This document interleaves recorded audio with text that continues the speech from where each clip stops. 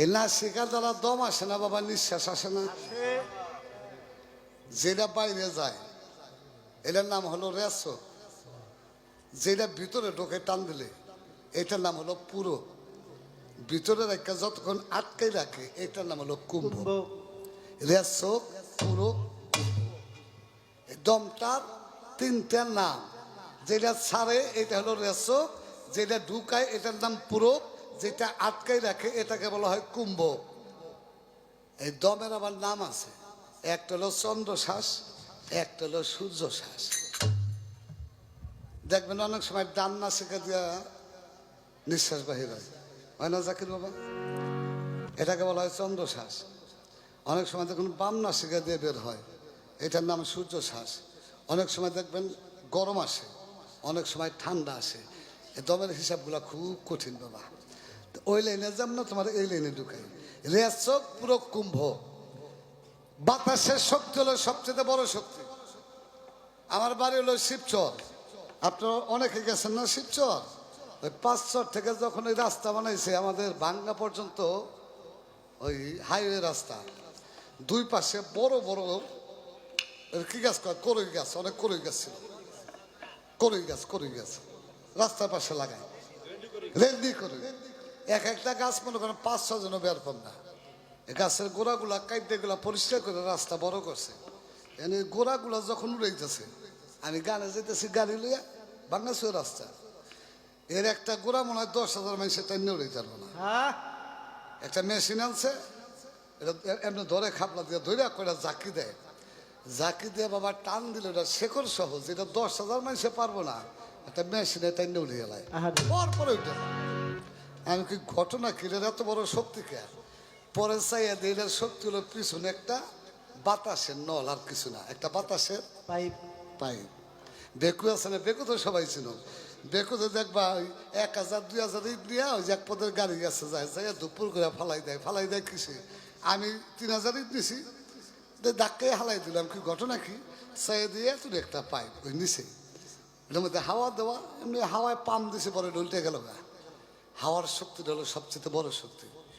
যখন তুমি ঘাটে যাবে, এই ব্রহ্ম শক্তি, এটাকে বলা হয় ব্রহ্ম শক্তি। ব্রাহ্মণ কাহাকে বলা হয়? যে ব্রহ্মকে রক্ষা করতে পারে তাহাকে ব্রাহ্মণ বলা হয়। পৈতা পল্লার টিকি রাখলে ব্রাহ্মণ না।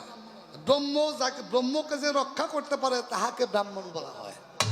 ব্রহ্ম শক্তি কোথায় থাকে? এটার নাম উলুদ্দি মুকাম, ওরা মুকাম। এইখানে থাকে ব্রহ্ম শক্তি। আমার বাবার মস্তকে আমি ছিলাম, ওই জাকির বাবার এইখানে জাকির বাবাই ছিল, আলামিনের বাবার এই জায়গার মধ্যে আলামিন ছিল। এটাকে বলা হয় উলুদ্দি মুকাম বা ওরা মুকাম। আলামিনের জন্ম নিতে 1 কেজি পানি লাগছেনি, আধা কেজি লাগছেনি। আমি হিমালয় সরকারের জন্ম নিতে 1 চামচ পানিও লাগে নাই, এক ফোঁড়া পানি লাগছে, কি ঠিক না? 1 ফোঁড়া পানিতে এত বড় একটা হিমালয় সরকার, জাকির দেওয়ান আলামিন সরকারের জন্ম হয়েছে। ওই পানিটা কোথায় থাকে? এইখানে। যখন তুমি ঘাটে যাবে, একটা কথা কয়ে দেই, গুরু ছাড়া যাইও না। গাড়ে গেলে ওই গুরুর ছবিটা চোখের সামনে রেখো। গুরু ছাড়া যাবি তাকেই মরবি। আমার ওমর চান্দে নিয়ে যাইবা, মরবা না। ওমর চান্দে থুয়ে যাবা, তাইলে মরে যাবা ঠাস করে। ঘাটে যাইবা, মুর্শিদের ছবিটা সামনে নিবা। এরপরে 2টা কর্ম আছে, এই 2টা কর্ম বাবা 10 লাখ টাকা দিল আমি কম না।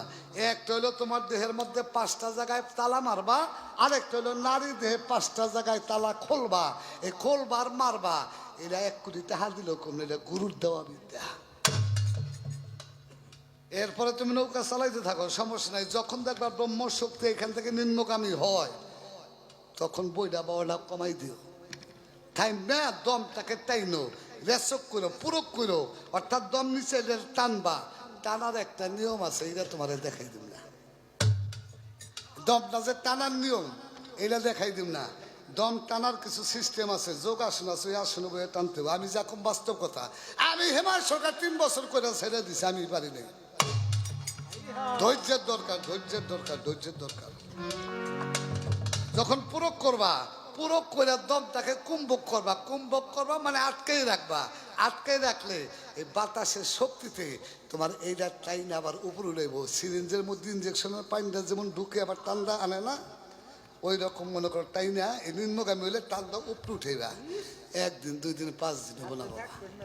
2, 4 মাস, 6 মাস, 1 বছর, 2 বছর, 5 বছর, 6 বছর, একাধারে 12 বছর যদি কেউ করতে পারে, তার নাম হয় ঊর্ধ্বরে, তার নাম হয় প্রেমিক পুরুষ।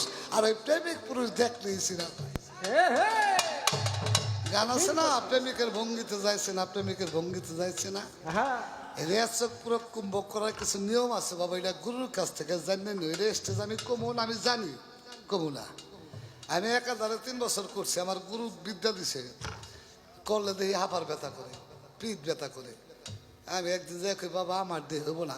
দেবে না, তার হাঁপার ব্যথা, বুক ব্যথা সব ভালো হয়ে যাবো। আমি কি ভালো লিখি, আমার তো ধৈর্য কুলায় না। ওইখানে গেলে উৎসাকে লিখি যাবো। হ্যাঁ, আমি কথা কি মিথ্যা না সত্য? সত্য বাবা। আমি হেমা সরকারের দশা হইতো না আমার, যদি আমি পারতাম।